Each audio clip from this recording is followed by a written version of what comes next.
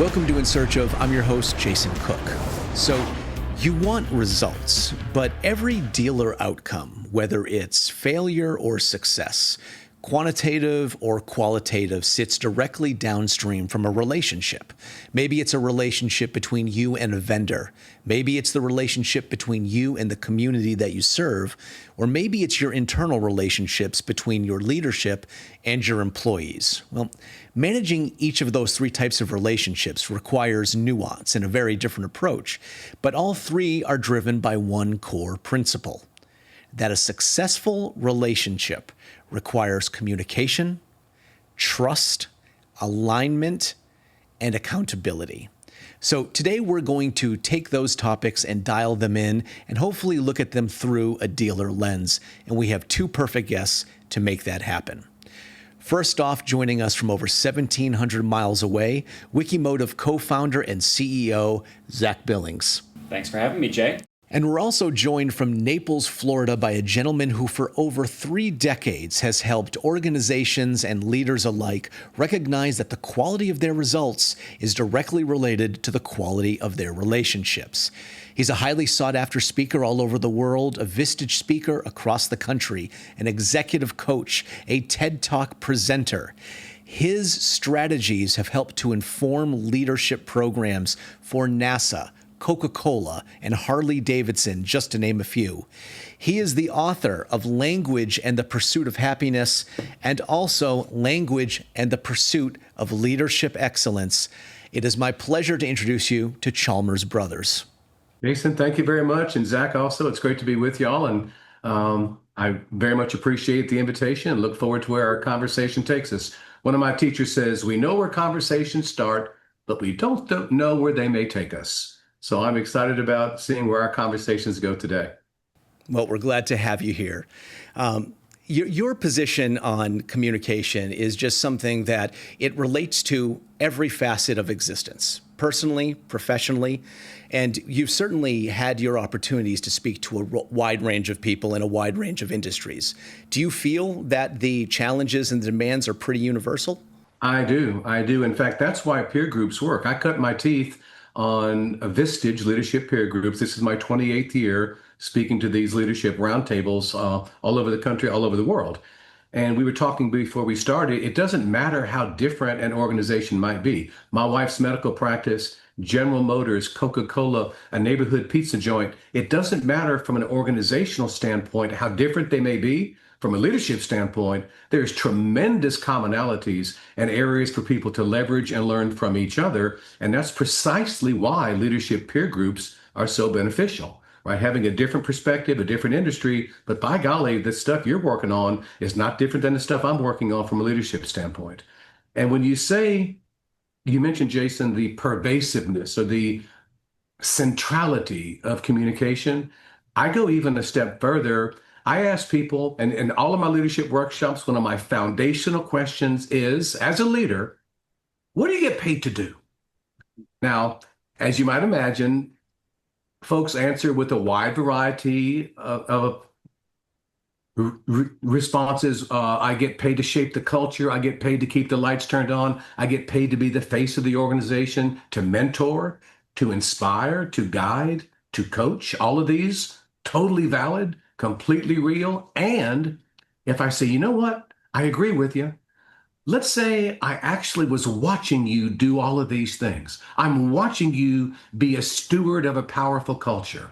I'm watching you inspire and motivate and hold people accountable in a healthy way. I'm watching you facilitate innovative processes. What would a camera actually see you doing? And y'all, with a little bit of reflection, well, a camera would see me engaging with other humans, talking and listening. Leaders get paid to have effective conversations. Leaders get paid to have effective conversations. Conversations, the result of which is something and not something else. And guys, this is so close we don't see it. This is so obvious we can miss it. In a foundational way, I believe this, leaders are conversational architects and conversational engines. Being a strong leader has got nothing to do with your arm strength or your leg endurance. Has everything to do with our capacity to engage in conversations that matter. And it's this foundational, you mentioned both of my books. Thank you for that. The titles are Language and the Pursuit of Happiness, Language and the Pursuit of Leadership Excellence. So obviously, I'm a power of language guy. And the notion is if leaders get paid to have effective conversations, we now get to talk about language. And the notion is, yes, we describe with language, but that's not all that we're doing. We create out of what we speak. Language has a highly creative and generative dimension to it. We speak ourselves into the world. I mean, one example. In my workshops, we go through an example of this. If you have a child in your life that you care deeply about, and you heard that child actually say out loud, "I'm stupid," would your radar go off? Yes, because we know that's not a descriptive statement. It's an orienting statement. Are you with me? It's taking that child away from certain interactions and toward others and certain outcomes. And one other one, more relevant maybe for work, is I ask people this: a foundational first step in learning, no matter what the subject matter, is a language step. It's when the learner thinks or says, "I don't know." And folks, when you and I think or say, "I don't know," we're not describing a state of affairs. We're producing something. It's called a context or an opening for learning. And I ask people in my workshops, by show of hands, who here today has ever tried to teach somebody something when the learner thought they already knew it? How much learning takes place in those situations on average? Zero. Zero. So and y'all, I'm on very big shoulders. I'm not the inventor, right? The body of work that I'm sharing, the orientation I have toward language, the centrality of conversations. I'm a practitioner. I got taught some things back in 1987 and on through 1995 that really changed my life, right? But my work is a little bit different than many I would call traditional consultants in that we're focusing on the centrality of conversations and the notion that language itself has a generative side to it. And you mentioned outcomes. Jason, to get started, there are two fundamental types of outcomes that no matter what the organization leaders are committed to and responsible for, one of them is a quantitative outcome called profitability and execution. And the other is a qualitative outcome called culture and the nature of your relationships and the way that the human beings do the conversational dance inside organizations directly drives those two foundational outcomes: execution, which is quantitative, and culture, which is qualitative. That's a great framework to take the conversation and spin it out a little bit. So as I had said earlier, there are three basic types of relationships that we want to look at today. We want to look at the relationship between the dealer and the vendors, the relationship between the dealer and their communities and their consumers, and then also, of course, the internal relationship, which is the linchpin for all of it. Right. So if we were to take this and just try to spin it out, let's talk a little bit about why relationships fail, especially when both of the parties involved in the relationship want success. So everyone begins with optimism. Everyone wants both sides to succeed. But what happens and why does it happen when disconnects come into play? What are the primary reasons that those sort of issues arise? So I'm going to turn this over to you, Zach. Okay, give us a little bit of an industry sense about these types of relationships between dealers and vendors and where disconnects start to happen, what sort of disconnects start to happen, and where we see that erosion of partnership. So all the things that you mentioned wanting to cover here are very much interconnected in that, with a vendor-dealer relationship, right? The vendor is expected to provide some kind of marketing services. It could be a website, it could be SEO, it could be SEM, it could be banner creation. There's some kind of a deliverable intended to do a thing that should be impacting ultimately the dealer's profitability or wherewithal to create that. The place that it tends to fall apart is if the deliverable is shipshape and what was promised but maybe something's coming apart in the translation between that and the dealer's ability to sell and service cars, which is ultimately how dealerships are profitable. And I think unpacking the little nuances of where those relationships and the expectations for where a solution can begin and end, and then where the next piece of the puzzle picks up from there, and how the two can be integrated to the greatest degree, that's where things fall apart. And it doesn't happen immediately. A dealership hires a vendor, and the first handful of months, things are going as expected, right? The vendor is hopefully providing exactly what they said they would provide.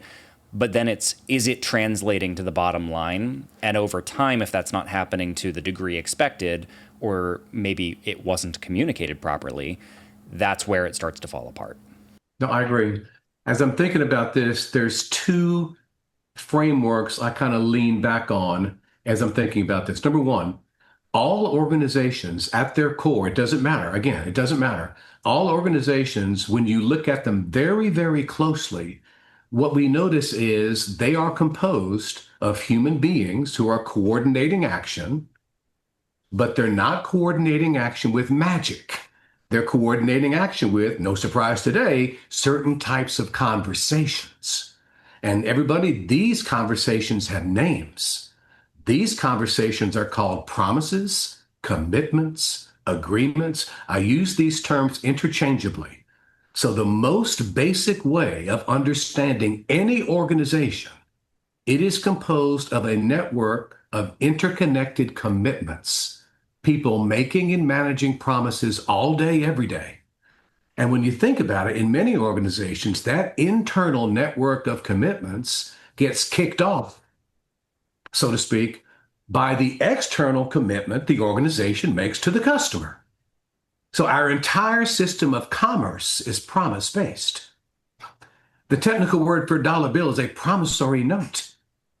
What does it say in a credit card slip, usually in tiny print, right where you sign? I promise to pay, according to the cardholder agreement. And so one, I think, very beneficial understanding is, yes, we can look at organizations with a vertical lens, and we can see reporting relationships. That's where the word silo comes from, right? We can see silos, and that's a valid way of looking at companies. You can also look horizontally, which means you're going to see processes, right? The key processes, the incomes, action steps, decision points, and outcomes. And that's also a valid way to understand organizational performance. But to me, this is also very, very valid, looking at it as a network of commitments. And so from a tool standpoint, not all commitments are created equal. Some are very clear on the front end, shared understanding, and some are not, right? So do we have any kind of rigor at going through the commitment making process and the commitment managing process? I like to say it this way. No human being can keep 100% of the promises that we make as we make them. Life occasionally is going to throw a curveball. I believe that's going to happen. But in my workshops, we have a distinction. Managing commitments. The standard for managing commitments is 100%. No exceptions ever, ever. So what this means is, if I make a commitment to you, Zach, if at any point in time during the time frame we establish, which is clear, not assumed, right, it looks like I cannot keep it as initially made, by golly, it's my job to let you know right now. You know it's my job to let you know. I know it's my job to let you know. Everybody involved knows it is the job of the person making the commitment to manage it. And that's a new vocabulary term that we have on the team now. Managing commitments is now a thing, right? And the standard is 100%. And the reason we know that is because we have collectively agreed that that's how we're going to work together. Now, when we talk about relationships, right? So to me, that's the background in which all the relationships are formed. Organizations making and managing commitments to take care of the obligations that they had, all that. The great vast majority of human relationships are not physical and they're not sexual. They are conversational. You change your conversations with a vendor. And over time, you changed your relationship with that thing. Let's say you only talk about sports and the weather. That's it. Every time, sports and the weather, sports and the weather. It's not good or bad. It's not right or wrong, but it is a certain type of relationship right there. That's fine. But let's also say now you start talking about what you're concerned about, what he or she is concerned about, what your aspirations are, what their aspirations are. And at some point, I begin to say, you know what? I think my relationship with Zach is deeper than it was. Oh, of course. Look at what we're now talking about. Mm. And so, Zach, as we think those relationships that you mentioned, and you mentioned, I think, Jason, kind of, shortfalls, things that happen, there is a term, it's called missing conversations. Are there missing conversations in your post-sale follow-up? Are there missing conversations in your cross-departmental communication? Right? And that term, and again, y'all, the way I like to come at this is with you guys with automotive, right? Again, I want to go back to the power of language to help us see things a little bit differently, maybe. Let's say we all at a dealership gather around a brand new car, and one of us in the circle looking at the motor, one of us with the hood popped, one of us is a professional auto mechanic. So the question is, do we see what the mechanic sees? Mm. No, I don't. I got eyes, right? We see with our eyes, but we observe through our distinctions. The mechanic has distinctions in the domain of automotive, and that means the mechanic can see what I can't see in the domain of automotive, which means he can do what I can't do in that domain. So distinctions, missing conversation is a distinction, right? Promises broken are not the same as silent expectations unmet. These are distinctions. And when you possess these distinctions, what you see when people are interacting is different. So in my work, I like to teach people distinctions. Organizations are networks of commitments, right? Is the issue we're having because an actual promise was made and not kept or managed? Or are we dealing with expectations here? Are we dealing with unspoken expectations that somebody is holding as if it's a promise? Because you mentioned, Jason, trust on the front end. There's no surer way to erode trust than to make commitments and not take care of them. That is a predictable way to erode trust. But that has nothing to do with somebody not magically fulfilling a silent expectation. And understanding, right, operating with clarity in these areas, I have found to be wonderfully helpful. But to your point exactly, Zach, are there conversations we are avoiding? We know in our heart we need to have them, but we're not having them. And these are the conversations to me that separate great leaders from okay leaders, great parents, for goodness sakes, from okay parents, great friends from okay friends, great leadership teams from okay leadership teams. And then I'll throw it back to y'all. But one of the most powerful distinctions, y'all, I have found for having difficult conversations well is separating context from content. Hey, Jason, I need to have a conversation with you. I'm not exactly sure how to have it. I have a concern you may overreact to some feedback I'd like to give you, and I'm not really sure how to navigate that. I promise you, our friendship will never be in jeopardy, but there are some blind spots in your work I need to bring to your attention. And I'm calling them blind spots because I don't think you see them. Because I think if you saw them, I think you'd be working on them, but I don't see you working on them. I've got 3 C's, Jason, I want to share with you. I care about you as a person and as a manager. I'm committed to your success and to our partnership. And I'm concerned if we don't have this conversation, it's going to take us to a place that neither of us really want. I don't know the exact best way to have it, but I know we have to have it. And y'all, when I was first taught about context, the reason most of us avoid conversations is we don't know how to start them. And having conversations that are difficult, my experience is if the context is strong enough, we don't have to be Shakespeare wordsmiths on the content. And it was taught to me 3 C's. 3 C's. What do you care about? What are you committed to? And what are you concerned about? And trust that the authenticity detector in the other person will go off, because we have a BS detector and we have an authenticity detector. And I have found this, guys, the older I get, the more important authenticity is, because there's no guarantee anyway, right? There's no guarantee in any of these conversations that they're going to go exactly like we want.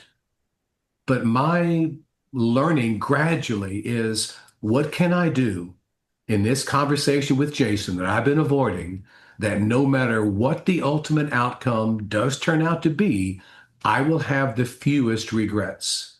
I'm hearing for our dealers watching who have relationships with vendors, I'm hearing that there needs to be a 3Cs grounded conversation with their vendor when they feel like something is off the rails. Maybe because there were some assumptions made through context that weren't necessarily baked into the promises. And a lot of that could be sorted out through one of those conversations from the dealer to the vendor. Absolutely. And one of my teachers always says, the right conversation in the wrong mood is the wrong conversation. Right? Yep. Because this is not an accusatory conversation. This is a conversation for discovery, right? This is a conversation where I want to find out, if are we on the same page? Are we working together, hopefully rowing the boat in the same direction, right? Because my experience is most people are not waking up trying to self-sabotage and limit their relationships. Most people are getting up, doing the best they can based on how they see things, right? And so for me, there are tools that I use in my workshops around how do you actually get to a clear promise. And now maybe you don't call it a promise, right? But it doesn't matter. If you don't call it a promise, if someone agrees to do something, that's a commitment, right? That's a commitment. And somebody else is now depending on that. But we go through and we're in the weeds with this, but these are elements of an effective request. A committed speaker, committed listener, future action and conditions of satisfaction, time frame, context, and mood. And we bring a shared vocabulary, guys, to people in these conversations. So they're very acutely aware when they're entering into a commitment with somebody. On the back end, we have 4 valid responses that we say, if your desired results are sustainable culture of healthy accountability and sustainable outstanding execution, you have 4 ways to respond and 4 ways you allow people to respond. These are yes, no, commit to commit, and counter offer. Notice what is not in that list of approved responses. I'll try doesn't make the list. I'll do my best doesn't make the list. I'll get back to you doesn't make the list. And so what we're doing is bringing a little bit of rigor, a little bit of discipline, right? A little bit of shared understanding, a shared toolkit, shared distinctions, right? When we possess these distinctions, the way we interact is different. And I would say much more likely to not have confusion and misunderstandings on the back end, right? Because if we're not clear on the front end, it's going to be virtually impossible for you to hold me accountable on the back end. Now, before we kind of move on to the other relationship circle, I want to turn this back over to Zach a little bit, because what I'm hearing a lot of is communicative alignment, right? Setting your expectations clearly, addressing those expectations, and then getting a return on them. But there's a quote that I really like from you, and I apologize, I'm going to paraphrase here. You can change the relationship by changing the conversation, but if you end the conversation, you end the relationship. Yes. And I feel that in a B2B situation where you're dealing with the relationship between a dealer and a vendor, this is a pretty prevalent issue out there by not having mutually agreed upon metrics, reporting styles, full understanding of goals and ability to meet those goals. How would you speak to that in your experience? I'm going to kind of go off on an anecdote here in response to the question. So one of our dealers, who after about a decade now, one of the best relationships that I have, that we have, I wouldn't say was an easy one the whole time. But this is a dealer who has been forward thinking, quick to communicate, and quick to share when he feels like expectations are not being met, or if he has a perception of expectations that perhaps are not aligned with what was supposed to be met. And each and every time there's a conversation, and it continues to allow us to iterate on our relationship and serve better, ask more informed questions. You know, Chalmers, you were using an anecdote of having conversations in this kind of a setting where we're talking about, you know, we go from the weather to, you know, what other business needs do you have? And I'm paraphrasing a little bit what you were saying, but trying to expand upon the understanding of the relationship and needs between the two different parties. And it's those kinds of things that end up coming from the dealer coming to me or to us, for instance, and saying, hey, there's a different need here that isn't being met. There's a concern I have. And to your point, Jay, and Chalmers, to the point that Jay was paraphrasing, it's not a scenario where it got left as I'm dissatisfied, I'm not having a conversation, I'm taking my ball and going home. And the result of that has been an increasingly fruitful relationship where we can serve better, we can understand better, and it's created a synergy that's just absolutely wonderful, to the point where now I call this dealer when I want some perspective on what's going on in that side of the business world that we serve, to be able to do a better job for my other customers. So I think, to your question, the realities that come from that respectful but ongoing communication and not allowing it to just die is where you get fruitful partnerships. And so often it can end up turning out that what almost goes dead as a partnership, right? Where a vendor and a dealer have a relationship and it's like about to die on the lack of communication vine. And then just a little spark can turn it around completely. And later that turns into one of the most valuable, rewarding partnerships that the two organizations have. I love how you said that, Zach, and that's exactly my experience. We mentioned trust earlier, right? And so, number one, every single interaction is a chance to build or erode trust. Every single micro connection, every single interaction is an opportunity to build or erode trust. Now, again, a distinction or a way of looking at this. Would y'all agree that if we already have a high trust relationship, a high trust environment, it's easier for me to be authentic with you? Would y'all agree with that? Yeah. Yes. Yes. And the act of me being authentic with you builds the trust. You mentioned it, Zach, it's almost coming to the end. It's almost coming to the end. And finally, I say what I'm actually thinking. And I'm scared about this, Zach. I'm not sure if this product is doing this. And then you get a hit of authenticity, and you may not like what I said, but you trust me. And it's that we don't have to wait for trust to magically deepen for us to be authentic and vulnerable. We can be authentic and vulnerable, harnessing the power of language, knowing that those conversations are themselves builders of trust. And there's no, when you think about how important is trust in relationships, it's impossible for me to overstate the value of trust in relationships. And this may be off on a tangent, but one of my great friends and a brilliant guy named Sean Flaherty has a framework that he shared with me, and I love it. One of the claims is this. Let's say, a strategic outcome, a crucial strategic level outcome I'm going to offer for any organization, my wife's medical practice, my own consultancy, you guys, a pizza place, a giant dealership. One, would you agree that a crucially powerful, beneficial, desired strategic outcome is to maximize the number of advocates in your ecosystem? And Very by much. advocates, I mean people that will tell your story without you being around.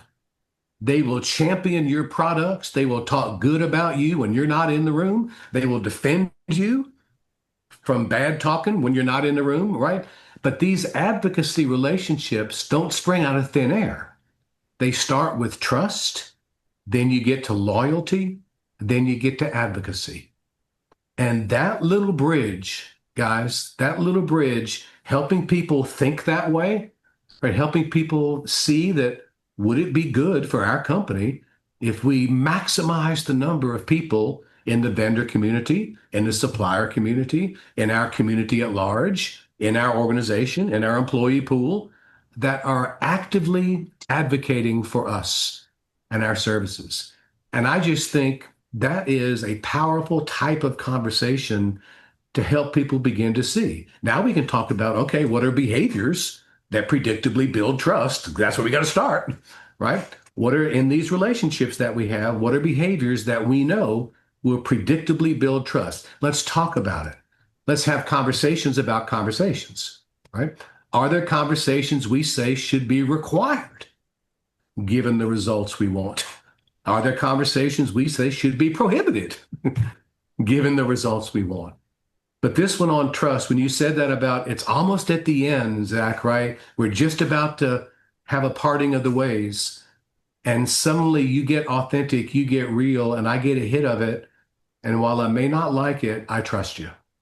And that can be the foundation, as you said, for great chapter 2 in our relationship. Yep. Yep.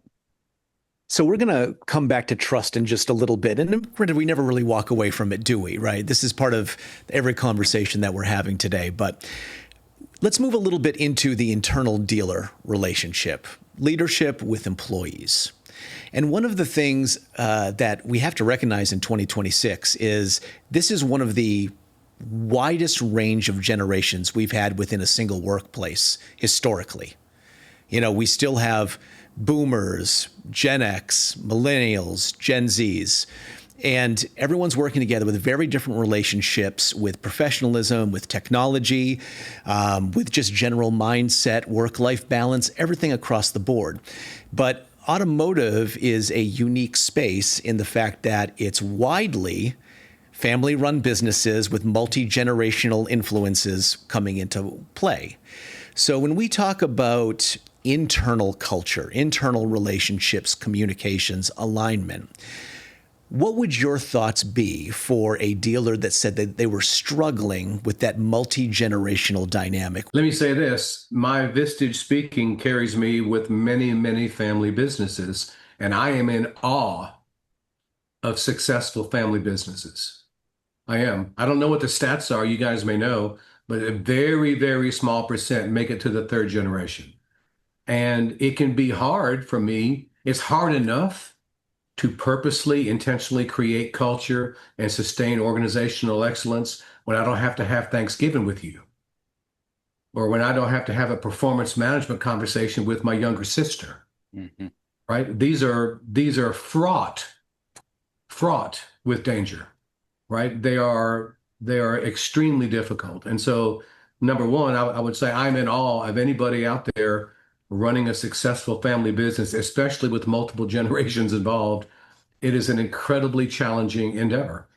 And it's challenging precisely because I believe many of the conversations that ordinarily I may feel like they're difficult, they may not be in my wheelhouse to naturally, quote unquote, have these difficult conversations well about mismatching expectations or performance that doesn't meet the mark or mid-course corrections that need to happen.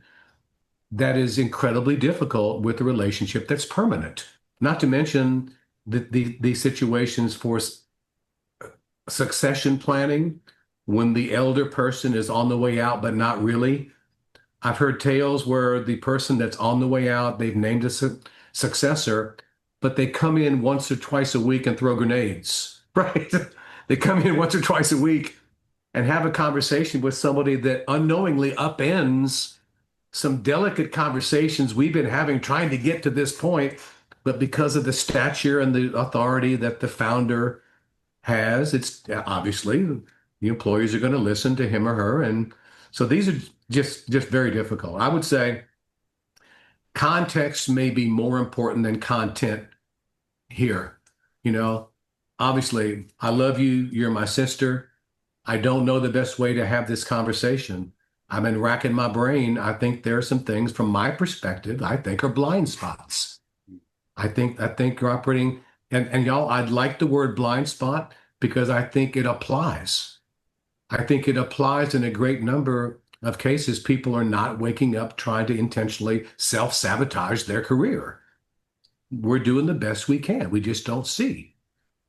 And so, you know, my three C's, right? I care about you. I'm concerned if we don't have the conversation. There's a term I like to use called the default future, right? If we don't have this conversation, it looks to me like the default future. It looks to me like the universe is going to unfold in such a way that this is an outcome. And I don't think we want that outcome, but I think it's going to happen unless we do something here, have a conversation.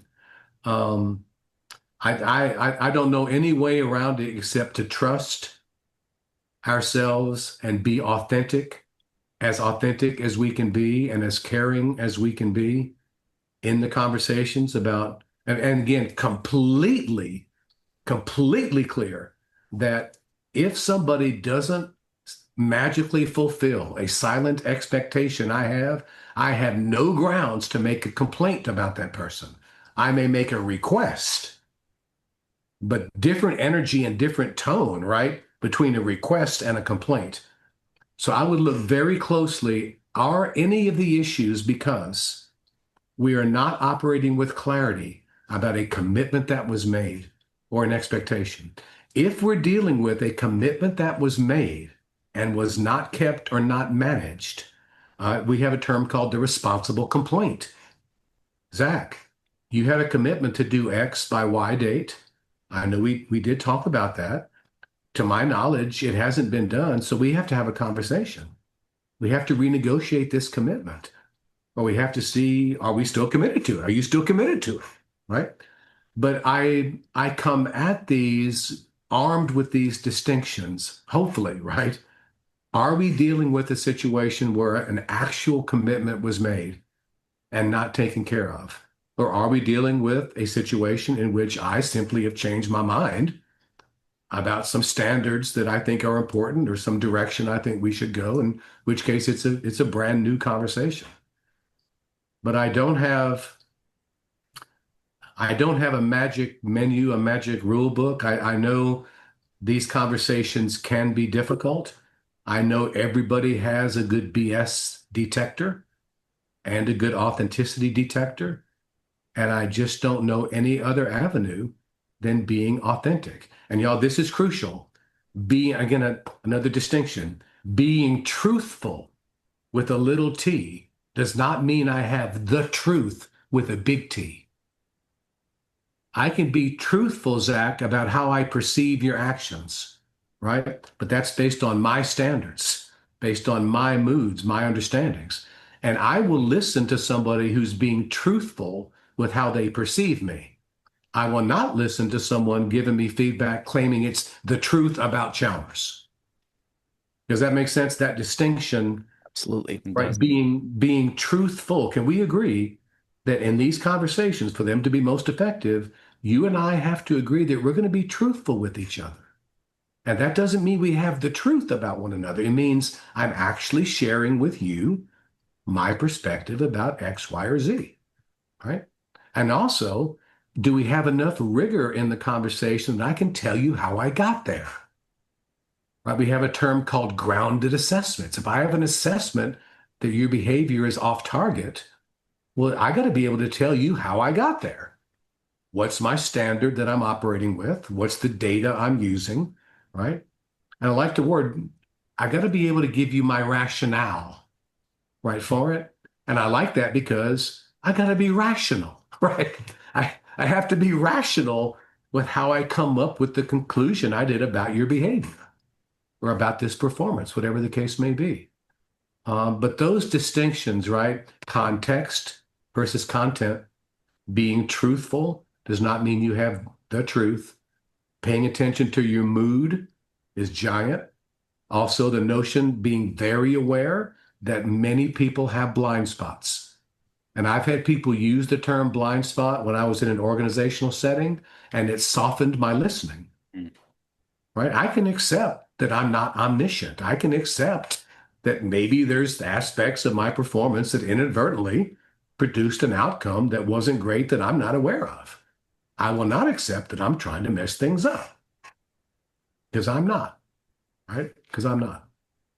And for our dealer community watching, we started that conversation, that piece of this conversation around like the idea of family-run businesses and generational conversations, but the internal communication between generations, regardless of the family component, that patterns so well onto, and so many misunderstandings to your setup, Jay, can come from not understanding the way that people are wired. And it's not just across generations. That's just one of the ways that it commonly appears in my experience. But, different people have different motivations. You can assume, having been in the car business forever, that, sort of the way that we've always grinded in this business, and that mentality, that thick skin, hard work mentality that sort of, it's the pattern of the car business, of retail automotive, just continues to apply to everybody. And these days we have so many more of our employees who are loyal or hardworking, but are also motivated by maybe work-life balance or some other element.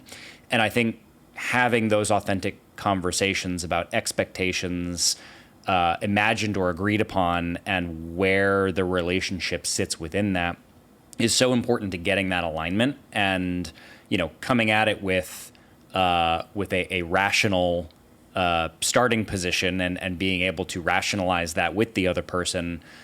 Perhaps as a leader, you go to somebody who has a different set of motivators than you might expect or you might have grown up with. You go to your employee and you have that conversation, and if you can approach it rationally, authentically, and just lay out where you're at, you might find that the responses also open your mind to a different way of doing things. That can end up being a two-way street, depending on where the give and take is going to be within what's possible inside of that organization and that role. Well, let's spin the conversation back to trust, as had been promised. So we've talked about dealer vendor, we've talked about dealer internal. So let's talk about dealer consumer. Let's call a spade a spade. If you were to ask somebody what are three professions that you're not particularly comfortable putting your trust in, what are you going to get? You're going to get politician, you're going to get lawyer, you're going to get car salesman. All right? Yep. Okay.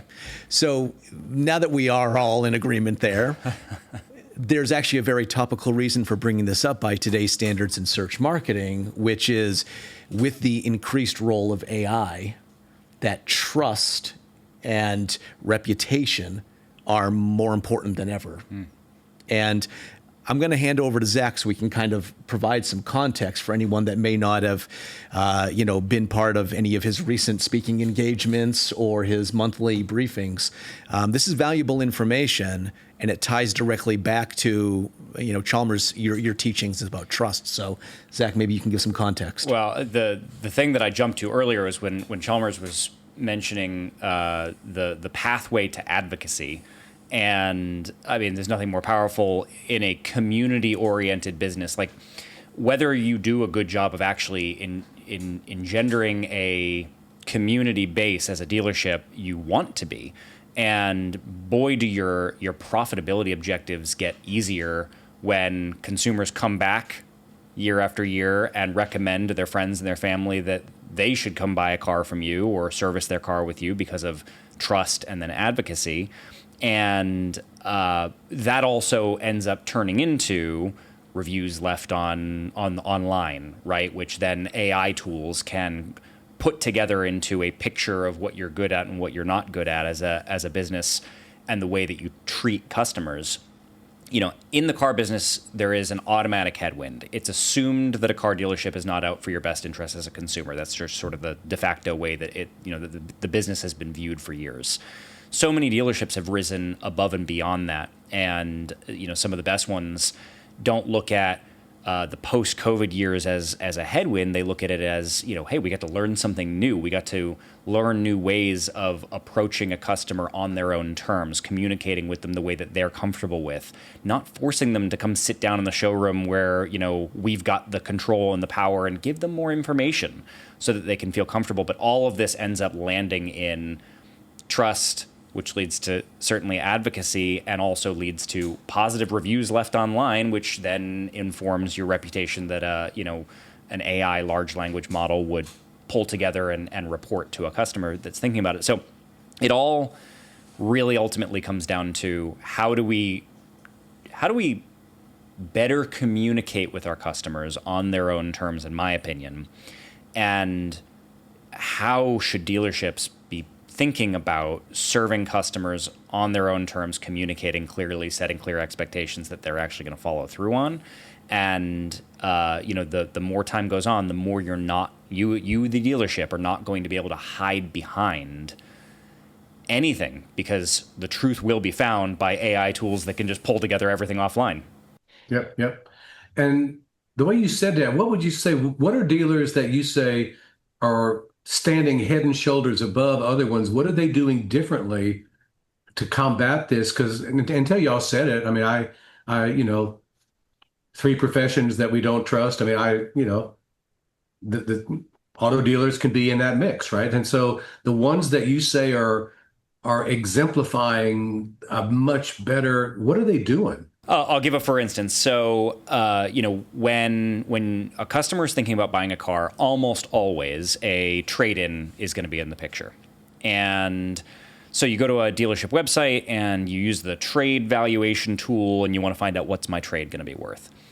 Well, the old school way of doing it was, and very often still is, you have to bring that car in so that we can see it in person. And the reason for that is clearly understood. It's once the customer is there, they're more likely to look at cars you have in the lot. They're more likely to be, so far into the conversation that they're going to end up purchasing while they're there. And so it's a logical control mechanism to bring the customer in, to incentivize them to be in the store so that then you can give them the trade valuation. And you also don't open them up to cross-shopping that trade. But this is a whole different era than a decade ago. And the customer is expecting that you can take some pictures, report the condition of it, and as long as it's as represented, that's enough to give a trade valuation. So the dealership that is thinking more modern and meeting the customer where they expect you, the business, to be at this point, is more than willing to say, hey, send me a few pictures, tell me the condition, and I will give you a good faith trade valuation. And that act is actually head and shoulders above the average at this point, and is more likely to get a customer in the door, but it forces the dealership to relinquish some of the control in that back and forth. I will say this, my favorite way of looking at trust, right? How can we purposely build trust? Number one, in many organizations, conversations about trust are the third rail of the subway. It's too explosive. Oh my God, you don't trust me. You're impugning my character. And so my learning has been trust has 4 dimensions. And if any of them are missing, we don't trust. An assessment of sincerity, competency, reliability, and care. I have the assessment that you are sincere. I have the assessment that you are competent. I have the assessment that you are reliable. And the assessment that you care, that you have my interests at heart, at least alongside yours, maybe when I'm not even in the room. And those I have found are a much more, I can get my arms around these in conversations with leaders and team members. How can we purposely build trust? Well, let's come at it with an understanding of what it is. We can say it's an assessment in these 4 dimensions. And can we be purposeful about what behavior on my part is needed to generate a positive assessment on your part of my sincerity, my competency, my reliability, and my care. But being purposeful about building trust, my experience has been, it's much more doable with frameworks like this than having it lumped into this big character, you either trustworthy or not based on a character aspect. Much more difficult, I think, to be purposeful about this kind of thing. Makes sense. Break it down into constituent parts that you can focus Yes, on yes. and And influence. let's have a shared vocabulary, right? And I keep coming back. I really think building, and this isn't any different than when you're on a sports team. You start with a shared vocabulary. You get some new practices and you begin practicing. So my experience with leadership teams and organizations and employee teams is let's view these as competencies. These are conversational competencies. These are relationship competencies. They're emotional competencies, which means they can be learned. They can be learned with some tools, with some practices, with a supportive environment. We can learn.